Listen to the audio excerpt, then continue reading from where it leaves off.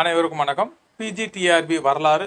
இன்றைய முதல் கேள்வி, திருமலை நாயக்கர் அரண்மனை எப்போது கட்டப்பட்டது?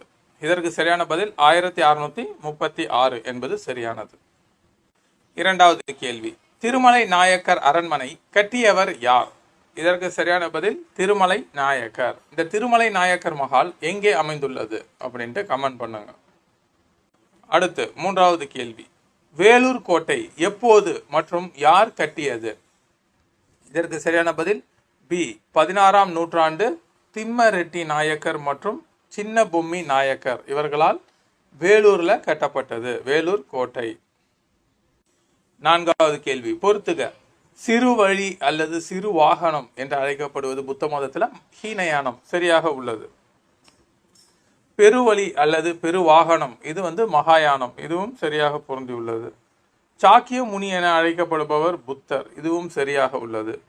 குஷான வம்சத்தை தோற்றுவித்தவர் முதலாம் காட்பிசஸ், யூச்சி வம்சம், யூச்சி பழங்குடியினர், இதுவும் சரியாக பொருந்தியுள்ளது. அடுத்த ஐந்தாவது கேள்வி, குஷானர்களின் தலைநகரம் புருஷாபுரம் ஆகும்.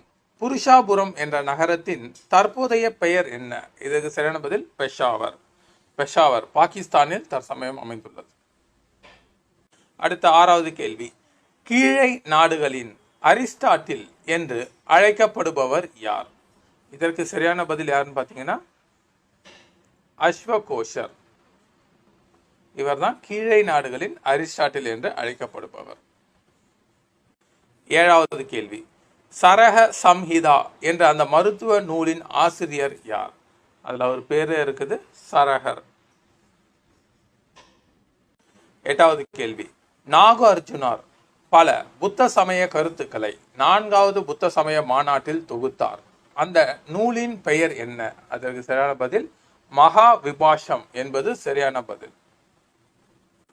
9வது கேள்வி, குஷானர்கள் காலத்தில் யார் பௌத்த சமயத்தை சீனாவில் அறிமுகம் செய்து வைத்தார்? யார் சீனாவில் பௌத்த மதத்தை பரப்புறாங்க அப்படின்னு பார்த்தீங்கன்னா முதல்ல பண்ணவர் காட்சியப்ப மாதங்கர் என்பவர் தான் அறிமுகப்படுத்துகிறார். இலங்கைக்கு அசோகருடைய பையன் மகேந்திரவர்மன் மற்றும் அவருடைய மகள் சங்கமித்திரை.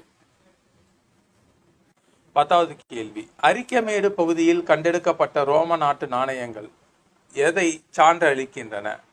எதுன்னு பார்த்தீங்கன்னா பண்டைய தமிழர்களின் கடல் வாணிகத்தை. 11வது கேள்வி, கரிகால் சோழன் எந்த இடத்தில் சேர பாண்டிய சிற்றரசர் படையினை முறியடித்தார்? இதற்கு சரியான பதில் பி, கோயில் வெண்ணி என்பது சரியான பதில், கோயில் வெண்ணி. அடுத்து 12வது கேள்வி, வாகை பரந்தலை என்னும் போரில் கரிகால் சோழர் எத்தனை வேளிர்களை வென்றார்? இதுவரை வேற போர், இதுல 9 வேளிர்களை வென்றார். யார்? கரிகால் சோழன். அடுத்து 13வது கேள்வி, தமிழ் இலக்கியத்தின் புரவலர் என்று அழைக்கப்பட்டவர்கள் யார்? இதற்கு சரியான பதில் பாண்டியர்கள். 14வது கேள்வி, தலையாலங்கனத்தில் நடைபெற்ற போரில் எந்த அரசன் பகைவர்களை போராடி வென்றான்? இது என்ன பதில் பார்த்தீங்கன்னா நெடுஞ்செழியன். தலையாங்கனத்து செருவென்ற நெடுஞ்செழியன் என்று அழைக்கப்படும் இந்த மன்னர். 15வது கேள்வி, நெடுஞ்செழியனை தலையாலங்கனத்து செருவென்றவன் என்று புகழ்ந்துரைக்கும் நூல் எது? இதற்கு சரியான பதில் சி, மதுரை காஞ்சி. தலையாலங்கானத்து செருவென்றவன். 16வது கேள்வி, ஆனைக்கன்சேய் என்ற பட்டம் யாருடையது? ஆனைக்கன்சேய் என்ற பட்டம் சேர அரசனுக்கு சொந்தமானது. 17வது கேள்வி, கீழ்கண்ட கூற்றுகளை ஆராய்க. முதற் சங்கத்தின் முக்கிய புலவர் அகத்தியர். அவர் இயற்றிய முதல் தமிழ் இலக்கண நூல் அகத்தியம். இது சரியானது.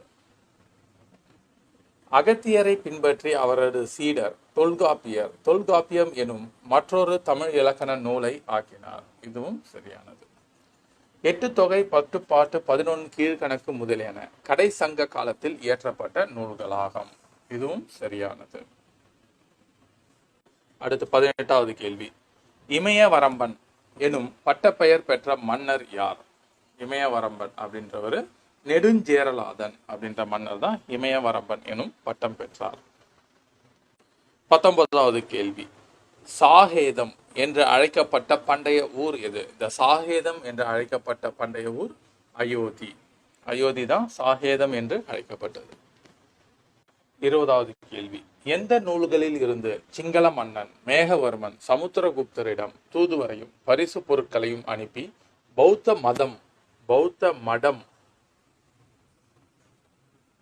மடம் கட்ட அனுமதி வாங்கினார் என்று கூறுகிறது அப்படின்னு பாத்தீங்கன்னா சீன நூல் இந்த மாதிரி கூறுகிறது. 21வது கேள்வி. ஹர்ஷர் கிபி 606 பதவியேற்ற போது அவருடைய வயது என்னன்னா 16 வயதுல அவர் அரசராக பதவியேற்கிறார். யாரு? ஹர்ஷர். அடுத்து 22வது கேள்வி. தமிழ்நாட்டில் டைனோசரஸ் முட்டைகள் அகழ்ந்தெடுக்கப்பட்ட இடம் எது? இதற்கு சரியான பதில் அரியலூர் என்பது சரியானது. 23வது கேள்வி. 100 ஆண்டுகளாக அகழ்வாராய்ச்சி பணிகள் நடக்கும் ஆதிச்சநல்லூர் அமைந்துள்ள மாவட்டம் எது? இதற்கு சரியான பதில் தற்போது தூத்துக்குடி மாவட்டம். 24வது கேள்வி. இந்தியாவின் முதுபெரும் நகரம் என்று அழைக்கப்படுவது எது? இதற்கு சரியான பதில் ஹரப்பா. அடுத்து 25வது கேள்வி. பெருவளத்தான் என்று புகழப்பட்ட மன்னர் யார்? சரியான பதில் கரிகால சோழன். பெருவளத்தான். 26வது கேள்வி. ரிக்வேத காலத்தில் பயன்படுத்தப்பட்ட தங்க நாணயம் எது? இதற்கு சரியான பதில் நிஷ்கா என்பது சரியானது. 27வது கேள்வி. கோஷா மற்றும் லோபமித்ரா ஆகியோர் எந்த காலத்தில் கல்வியில் சிறந்து விளங்கிய பெண்களாவர்? இதற்கு சரியான பதில் ரிக்வேத காலம் என்பது சரியானது. 28வது கேள்வி. பழங்கால குமரி கண்டத்தில் ஓடிய ஆறு எது? இதற்கு சரியான பதில் பக்ருலி ஆறு என்பது சரியானது. 29வது கேள்வி. ரிக்வேத காலத்தில் அரசர் எவ்வாறு அழைக்கப்பட்டார்? இதற்கு சரியான பதில் பிரஜாபதி என்று அழைக்கப்பட்டார் அரசர். 30வது கேள்வி. அசோகரின் கல்தூண் எந்த நாட்டின் சிற்பக்கலையின் தாக்கம் உள்ளது? இதற்கு சரியான பதில் பாரசீகம். 31. ஜாவா, கடாரம் ஆகிய பகுதிகளை வென்ற சோழ மன்னர் யார்? இதற்கு சரியான பதில் ராஜேந்திர சோழன் என்பது சரியானது. 32வது கேள்வி. கீழ்கண்டவற்றுள் வேத கால வெள்ளி நாணயம் எவ்வாறு அழைக்கப்பட்டது? இதற்கு சரியான பதில் சதமானா என்பது சரியானது. சதமானா. 33. கனிஷ்கர் கைப்பற்றாத பகுதிகள் எவை? கீழ்கண்டவற்றில் எதுன்னு பார்த்தீங்கன்னா பாடாலிபுத்திரம். மற்றபடி காஷ்கர், யார்கண்ட், கோடான் இந்த பகுதிகள் எல்லாம் கனிஷ்கர் கைப்பற்றியது. 34வது கேள்வி. தவறானதை குறிப்பிடுக. 1. மராட்டியர்களின் மொழியாகும். இது சரியானது. இந்து மதம் அவர்களது மதமாகும். மதமாகும். இதுவும் சரியானது. முஸ்லிம் அரசர்களின் நடவடிக்கைகளும் முஸ்லிம்களின் செயல்பாடுகளும் இவர்களை முஸ்லிம்களை நண்பர்களாக்கியது. இது தவறாக உள்ளது. மகாராஷ்டிரத்தில் தோன்றிய பக்தி இயக்கம் மராட்டியர்களிடையே ஒற்றுமை உணர்வை உருவாக்கியது. இவையும் சரியானது. 35வது கேள்வி. சிவாஜியின் தந்தையான சாஜி போன்ஸ்லே கிபி 1620களில் இவருடைய பணியில் இருந்தார். யார் பார்த்தீங்கன்னா பீஜப்பூர் அடில்ஷா என்பது சரியானது. அவர் கீழே தான் இருந்தார் சிவாஜியின் தந்தை ஒரு ஜாகிர்தாராக. 35வது கேள்வி. எமிலி அல்லது கல்வி பற்றி எமிலி ஆன் ஆர் எஜுகேஷன் என்ற நூலின் ஆசிரியர் யார்? இதற்கு சரியான பதில் ஜீன் ஜாக் ரூசோ என்பது சரியானது. 36வது கேள்வி. ஊமைத்துறை யாருடைய சகோதரர்? இதற்கு சரியான பதில் சி வீரபாண்டிய கட்டபொம்மன். அடுத்து 37வது கேள்வி. மதுரையை ஆண்ட புகழ்மிக்க நாயக்க மன்னர் யார்? இதற்கு சரியான பதில் டி திருமலை நாயக்கர். அடுத்து 38வது கேள்வி. காஞ்சியில் உள்ள வைகுந்த பெருமாள் கோயிலை கட்டியவர் யார்? இதற்கு சரியான பதில் பி நந்திவர்மன். அதே மாதிரி ராஷ்டிரகூட மன்னர் ஒருவர் ஒரு வைகுந்த பெருமாள் கோயிலை கட்டியிருப்பார் வடநாட்டில். அது எங்கன்ட்டு கமெண்ட் பண்ணுங்க. 39வது கேள்வி. அனைத்து அதிகாரமும் கட்டுப்பாடும் அரசனின் கைகளில் உரைகிறது என முழங்கிய மன்னன் யார்? இதற்கு சரியான பதில் டி 14ஆம் லூயி. 16ஆம் லூயியின் ஆட்சி காலத்துல தான் பிரெஞ்சு புரட்சி ஏற்படும். 40வது கேள்வி. வியன்னா காங்கிரஸ் மாநாடு நடைபெற்ற ஆண்டு எது? சி 1815ஆம் ஆண்டு. அடுத்து 41வது கேள்வி. கீழ்காணும் துறைமுகங்களில் எந்த துறைமுகம் இயற்கையான துறைமுகம் அல்ல? இதற்கு சரியான பதில் பி சென்னை. மதராஸ் துறைமுகம் இயற்கையான துறைமுகம் அல்ல, அது செயற்கை துறைமுகம். அடுத்து 42வது கேள்வி. வந்தவாசி போர் யார் யாருக்கு இடையில் நடைபெற்றது? இதற்கு சரியான பதில் பி ஆங்கிலேயர்கள் மற்றும் பிரெஞ்சுக்காரர்கள். இந்த போர்ல சர் அயர்கூட் அவர் வந்தவாசி வீரன் என்று அழைக்கப்படுவார். ஆங்கிலேயர்கள் வெற்றி பெற்றார்கள். 43வது கேள்வி. இந்திய இசையின் தோற்றம் எந்த வேதத்தின் அடிப்படையில் உள்ளது? இதற்கு சரியான பதில் ஏ சாமவேதம் என்பது சரியானது. அடுத்து 44வது கேள்வி. மகாபாரதத்தை இயற்றியவர் யார்? இதற்கு சரியான பதில் பி வேத வியாசர் என்பது சரியானது. அடுத்து 46வது கேள்வி. விருபக்ஷர் கோயிலை கட்டியது யார்? விருபக்ஷர் கோயிலை கட்டியது பி லோகமாதேவி என்பது சரி. அவருடைய கணவர் தான் 2ஆம் விக்ரமாதித்தர். இந்த கோயிலை கட்டியவர் லோகமாதேவி. 46. விஜயநகர பேரரசில் கொண்டாடப்பட்ட புகழ்மிக்க விழா எது? எந்த விழானா ஏ மகா நவமி. 47வது கேள்வி. இந்தியாவில் ஆங்கிலேய கிழக்கிந்திய கம்பெனி ஏற்படுத்திய முதல் ராஜதானி எது? ராஜதானி பாத்தீங்கன்னா சி மதராஸ் என்பது சரியானது. அடுத்து 48வது கேள்வி. இன்குலாப் ஜிந்தாபாத் என்ற முழக்கத்தை உருவாக்கியவர் யார்? இதற்கு சரியான பதில் மௌலானா அசரத் மோஹானி என்பது சரியானது. 49வது கேள்வி. வங்கதேசம் உருவாக வழிவகுத்த இந்தியா பாகிஸ்தான் போர் நடைபெற்ற ஆண்டு எது? இதற்கு சரியான பதில் பி 1971. 50வது கேள்வி. பிராமணர் என்று தன்னை கூறிக்கொண்ட மத போதகர் யார்? இதற்கு சரியான பதில் ஏ ராபர்ட் டி நொபிலி. 51வது கேள்வி. கொலம்பஸ் மேற்கொண்ட கடல் பயணங்களுக்கு உதவியவர் யார்? இதற்கு சரியான பதில் ஏ அரசி இசபெல்லா. 52வது கேள்வி. சீர்திருத்த இயக்கத்தின் முக்கியமான தளமாக அமைந்தது எது? இதற்கு சரியான பதில் பி சமயம் என்பது சரியானது. 53வது கேள்வி. நெப்போலியன் எதிர்கொண்ட கடைசி போர் எது? இதற்கு சரியான பதில் பி வாட்டர்லூ போர். இந்த வாட்டர்லூ போர் எந்த ஆண்டு நடைபெற்றது என்பதை தெரிவிக்கவும். 54. பொறுத்துக. புவனேஸ்வர் நகர் எங்க பார்த்தால் லிங்கராஜ் கோவிலும் லிங்கராஜ் கோவில் ராஜா ராணி டெம்பிள் ஆஃப் புவனேஸ்வர் சரியாக உள்ளது. 2வது பரி இல்ல பூரி ஜெகநாதர் கோயில். பூரி எங்க இருக்குதுன்னா ஒரிசா மாநிலத்தில் அமைந்திருக்கிறது. பூரி ஜெகநாதர் ஆலயம் இதுவும் சரியாக பொருந்தி உள்ளது. மத்திய இந்தியாவில் கஜுராஹோ இதுவும் சரியாக உள்ளது. மகாதேவா டெம்பிள் இருக்குது. ராஜஸ்தான் மாநிலம் அபுமலையில தில்வாரா கோயில் இருக்கிறது. அப்போ மேற்கண்ட அனைத்தும் சரியாக பொருந்தி உள்ளது. அடுத்த 55வது கேள்வி. கொழுப்பு தடவிய தோட்டாக்களை பயன்படுத்த மறுத்த முதல் இந்திய வீரர் யார்? யார் பாத்தீங்கன்னா சி மங்கள் பாண்டே. 56வது கேள்வி. இந்தியாவில் சார்லஸ் வுட் கல்வி குழு அமைக்கப்பட்ட ஆண்டு எது? இதற்கு சரியான பதில் டி 1854 என்பது சரியானது. அடுத்த 57வது கேள்வி. அம்ரிதா பஜார் பத்திரிகாவை நிறுவியவர் யார்? இதற்கு சரியான பதில் டி சிசிர் குமார் கோஷ் என்பது சரியானது. 58வது கேள்வி. முதல் பெண் புத்த துறவியாக கருதப்படுபவர் யார்? இதற்கு சரியான பதில் பி கௌதமி என்பது சரியானது. 59வது கேள்வி. புத்த சமயம் தொடங்கிய இடம் எது? இதற்கு சரியான பதில் சி சாரநாத் என்பது சரியானது. அங்கதான் புத்தர் தன்னுடைய முதல் சொற்பொழிவை நிகழ்த்தினார். சாரநாத் மான் பூங்கா. அடுத்த 60வது கேள்வி.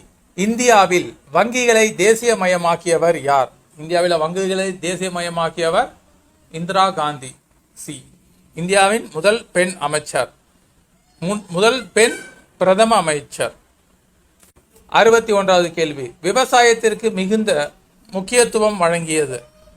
பார்த்தீங்கன்னா முதலாம் 5ஆண்டு திட்டம் விவசாயத்திற்கு முக்கியத்துவம் வழங்கியது. 2வது 5ஆண்டு திட்டம் தொழில்துறைக்கு முக்கியத்துவம் வழங்கியது. 62வது கேள்வி. எந்த சீர்திருத்த சட்டத்தின் கீழ் இரட்டை ஆட்சி ஆங்கிலேயரால் இந்தியாவில் அறிமுகப்படுத்தப்பட்டது? எதுன்னு பார்த்தீங்கன்னா 1919 என்ன சட்டம் பார்த்தீங்கன்னா மாண்டேகு செம்ஸ்போர்ட் சீர்திருத்த சட்டம். இதன்படி மாகாணங்கள்ல இரட்டை ஆட்சி முறை அறிமுகப்படுத்தப்பட்டது. அதே நேரத்தில் மத்தியில எப்போது பார்த்தீங்கன்னா 1935ஆம் ஆண்டு இந்திய அரசு சட்டத்தின்படி மாகாணங்களில் மத்தியிலையும் இரட்டை ஆட்சி முறை கொண்டு வரப்பட்டது. 63வது கேள்வி, காந்தலூர் சாலை யாரால் தோற்கடிக்கப்பட்டது? இந்த காந்தலூர் சாலை இந்த போர் யாரால் தோற்கடிக்கப்பட்டதுன்னா முதலாம் ராஜராஜ சோழனால் தோற்கடிக்கப்பட்டது. 64வது கேள்வி, கண்ணகிக்கு கோயில் கட்டியவர் யார்? யாருன்னு பார்த்தீங்கன்னா சி சேரன் செங்குட்டுவன். 65வது கேள்வி, அலகாபாத் தூண் கல்வெட்டில் குறிப்பிடப்பட்டுள்ள பல்லவ மன்னன் யார்? யாருன்னு பார்த்தீங்கன்னா ஏ விஷ்ணு கோபன். அவர் காஞ்சிபுரத்தை தலைநகரமாக கொண்டு ஆண்டு வந்தார். 66வது கேள்வி, இந்தியாவிற்கும் சீனாவிற்கும் இடையிலான வேறுபாடுகளுக்கு முக்கிய காரணியாக திகழும் பகுதி எதுன்னு பார்த்தீங்கன்னா டி திபெத். அடுத்த 67வது கேள்வி, பள்ளி மாணவர்களுக்கு மதிய உணவு திட்டத்தை அறிமுகப்படுத்திய முதலமைச்சர் யார்? யாருன்னு பார்த்தீங்கன்னா கல்வி கண் திறந்த காமராஜர் அவர்கள். அதனை சத்துணவு திட்டமாக மாற்றியவர் தான் எம்ஜி ராமச்சந்திரன் எம்ஜிஆர் அவர்கள். 68வது கேள்வி, நீதி கட்சியின் முதல் மாநாடு நடைபெற்ற இடம் எதுன்னு பார்த்தீங்கன்னா சி சேலம் என்பது சரியானது. எந்த ஆண்டு என்பதை கமெண்ட் செய்யுங்கள். அடுத்த 69வது கேள்வி, கனிஷ்கரின் அரசவை மருத்துவராக இருந்தவர் யார்? சரியான பதில் சி சரகர். அவர் எழுதிய நூல் சரக சம்ஹிதை மருத்துவ நூல். 70வது கேள்வி, கீத கோவிந்தம் என்ற நூலை இயற்றியது யார்? இதற்கு சரியான பதில் சி ஜெயதேவர் என்பது சரியானது. 71வது கேள்வி, கிபி 1511 கிருஷ்ணதேவராயருடன் நட்பு உடன்படிக்கை ஏற்படுத்திய போர்த்துகீசிய ஆளுநர் யார்? இதற்கு சரியான பதில் டி அல்போன்சா டி அல்புகர்க்கு என்பது சரியானது. அடுத்த 72வது கேள்வி, விஜயநகர பேரரசை துவங்க சங்கம சகோதரர்களுக்கு உதவியவர் யார்? யாருன்னு பார்த்தீங்கன்னா இவருடைய வழிகாட்டுதல் படி தான் தொடங்கப்பட்டது விஜயநகர பேரரசு. சி வித்யாரண்யர். அதாவது 1336ஆம் ஆண்டு துங்கபத்திரை நதிக்கரையில் அரிகரர் மற்றும் புக்கர் இவங்க தான் சங்கம வம்சத்தை சார்ந்த சகோதரர்கள். இவர்களுடைய குரு வித்யாரண்யர் உதவியுடன் விஜயநகர பேரரசை தோற்றுவித்தார்கள். விஜயநகர பேரரசில் 4 வம்சம் ஆளும். ஒன்று சங்கம வம்சம் ஃபர்ஸ்ட், 2வது சாலுவ வம்சம், 3வது துளுவ வம்சம், 4வது ஆரவீடு வம்சம். 73வது கேள்வி, சதி வழக்கத்தை தடை செய்த முகலாய மன்னர் யார்? யாருன்னு பார்த்தீங்கன்னா டி அக்பர். உங்களுக்கான கேள்வி, அதே நேரத்தில் போர்த்துகீசியர் ஒரு வைஸ்ராய் இந்த சதி என்ன வழக்கத்தை தடை செய்வார். அவர் யார் என்பதை கமெண்ட் செய்யுங்கள். 74வது கேள்வி, யாருடைய ஆட்சி காலம் முகலாயர்களின் பொற்காலம் என்று அழைக்கப்படுகிறது? இதற்கு சரியான பதில் சி ஷாஜகான் என்பது சரியானது. அடுத்து 75வது கேள்வி, போர்ச்சுகீசியர்கள் கோவாவை ஆக்கிரமிப்பு செய்த ஆண்டு எது? என்னன்னு பார்த்தீங்கன்னா டி 1510ஆம் ஆண்டு தான் ஆக்கிரமிக்கிறாங்க. 1530ஆம் ஆண்டு கொச்சியிலிருந்து அவர்களுடைய தலைநகரமாக கோவா மாற்றப்படுகிறது. அதை மாற்றியவர் யாரும் பார்த்தீங்கன்னா நினோடி குன்கா அப்படின்ற வைஸ்ராய், போர்ச்சுகீசிய வைஸ்ராய். அடுத்து 76வது கேள்வி, சீக்கியர்களை போர்க்குணம் வாய்ந்த பிரிவினராக மாற்றியவர் யார்? இதற்கு சரியான பதில் சி குரு ஹர்கோபிந்த் சிங். அடுத்து, விசுவாசம் உள்ளவராக இருத்தல், ஆபத்துக்கு அஞ்சாமை ஆகியவை வரலாற்று ஆசிரியரின் கடமைகள் என்று கூறியவர் யார்? யார் பார்த்தீங்கன்னா அவுரங்கசீப்பின் அவைக்கள அறிஞரான காஃபி கான் என்பவர் தான் இந்த கூற்றை கூறியிருக்கிறார். 78வது கேள்வி, வ.உ. சிதம்பரம் எங்கு பிறந்தார்? வ.உ. சிதம்பரனார் எங்கு பிறந்தார் அப்படிங்கன்னா ஓட்டப்பிடாரம். இது தூத்துக்குடி மாவட்டத்தில் அமைந்துள்ளது. 79வது கேள்வி, ரவுலட் சட்டம் நடைமுறைக்கு வந்தபோது வைஸ்ராயாக இருந்தவர் யார்? இப்போ 1919ஆம் ஆண்டு வந்தது. இதை கருப்பு சட்டம் என்றும் அழைப்பர். இந்த சட்டம் நடைமுறைப்படுத்தப்பட்ட போது வந்தவர் யாருன்னு பார்த்தீங்கன்னா செம்ஸ்போர்டு பிரபு. இவர் பேர்லேயே மாண்டேகு செம்ஸ்போர்ட் சீர்திருத்தம் என்பது 1919ஆம் ஆண்டு அறிமுகப்படுத்தப்படும். அப்போ செம்ஸ்போர்ட். 80வது கேள்வி, நாடாளுமன்ற இரு அவைகளிலும் உறுப்பினர் அல்லாத எம்பி அல்லாத யார் ஒருவர் சபை நடவடிக்கைகளில் பங்கு கொள்ள இயலும்? இதற்கு சரியான பதில் அட்டார்னி ஜெனரல். அட்டார்னி ஜெனரல் இவர் தான் தலைமை வழக்கறிஞர் இந்திய அரசிற்கு. 81வது கேள்வி, புவி தனது அச்சில் சுழல்கிறது என்பதை முதலில் தெரிவித்த வானியல் வல்லுநர் பெயரை குறிப்பிடுக. இதற்கு சரியான பதில் பி, ஆரியபட்டர். அவர் எழுதிய நூல் ஆரியபாட்டியம். 82வது கேள்வி. தேசிய மக்கள் தொகை கொள்கை தோற்றுவிக்கப்பட்ட ஆண்டு எது? எந்த ஆண்டு தோற்றுவிக்கப்பட்டது? ஏ, 1976ஆம் ஆண்டு தேசிய மக்கள் தொகை கொள்கை தோற்றுவிக்கப்பட்டது.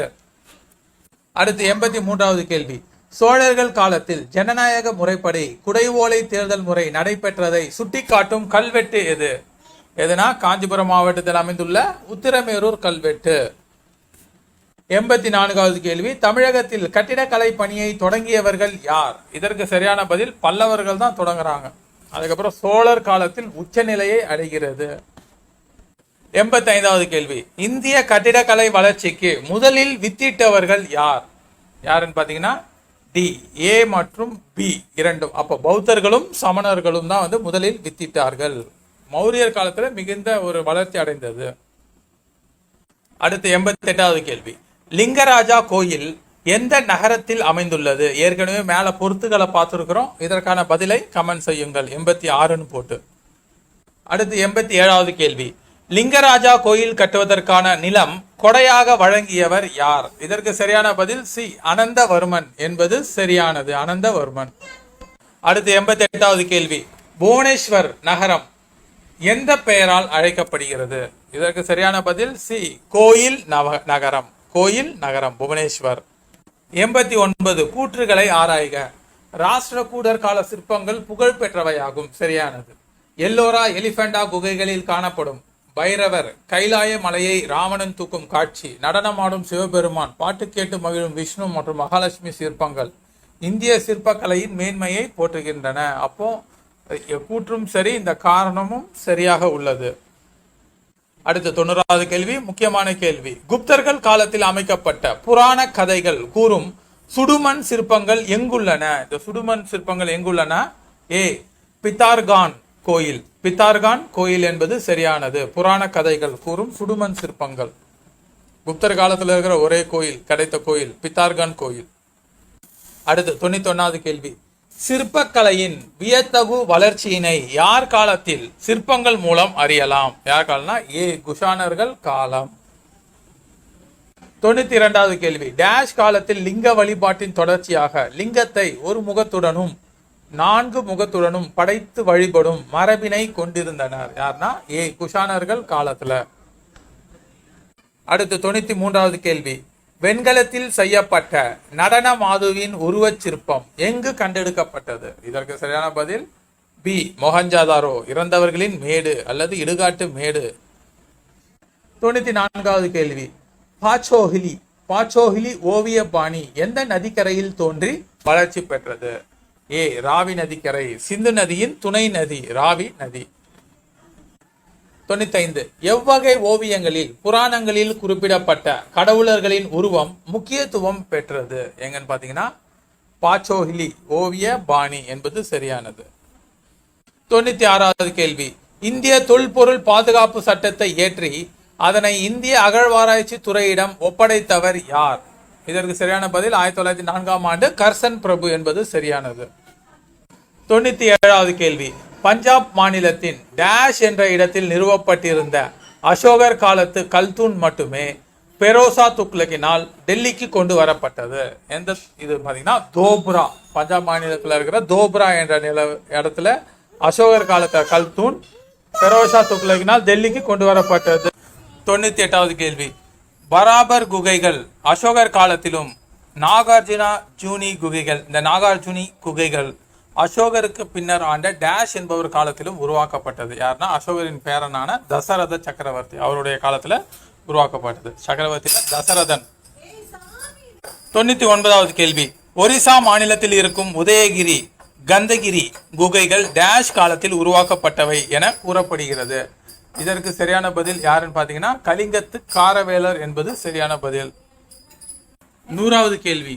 பர்கூத் என்ற இடத்தில் யார் காலத்தில் பௌத்த ஸ்தூபி கட்டப்பட்டது? இதற்கு சரியான பதில் சாதவாகனர்கள் என்பது சரியானது. 101வது கேள்வி. வேத காலத்தில் அதிக முக்கியத்துவம் பெற்ற ஆறு எது? எதுன்னு பாத்தீங்கன்னா டி, வேத காலத்துல ரொம்ப முக்கியத்துவம் பெற்ற ஆறு எதுன்னு பாத்தீங்கன்னா ஏ கங்கை ஆறு. அடுத்து கனிஷ்கரின் அவையில் இருந்த கிரேக்க கட்டிடக்கலை அறிஞர் யார்? இதற்கு சரியான பதில் பி அகேசிலாஸ். அகேசிலாஸ் என்பது சரியான பதில். நன்றி.